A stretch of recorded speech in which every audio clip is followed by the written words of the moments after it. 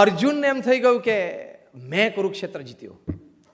ભગવાન કૃષ્ણ રોજ ચેરિયટ પરથી નીચે ઉતરે અને એક સારા શોફરની જેમ દરવાજો ખોલે અને પછી અર્જુન નીચે ઉતરે.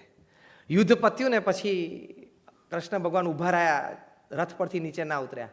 એટલે અર્જુને આમ જોયું, અને જોયું એટલે જરા એટીટ્યુડ લુક, હા,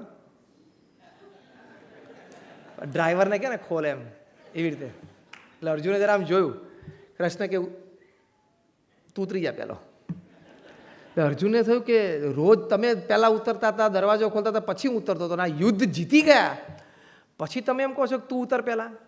ભગવાન કૃષ્ણ કે હું કહું એમ કર, ઉતરી જાની છે, ઉતરી જાની છે. પછી ભગવાન કૃષ્ણ રથ ઉપરથી ઉતર્યા અને ભગવાન કૃષ્ણનો રથને સ્પર્શ છૂટ્યો અને આખો રથ ભડકે બળી ગયો. અર્જુન જોઈ રહ્યા કે આ શું થયું. કૃષ્ણએ કહ્યું કે ઘા તો બહુ વાગેલા, મારી શક્તિથી મેં રોકી રાખેલા, બાકી તો તું ક્યારનો મરી ગયો. ત્યારે અર્જુનને એમ થયું કે મારે તો નિમિત્ત હતું, પાવર બીજાનો ચાલતો હતો. આટલું જ સમજજો, ગમે તેટલું મોટું કામ જીવનમાં થાય, નિમિત્ત હું છું, પાવર તો કોક બીજાનો ચાલતો હતો.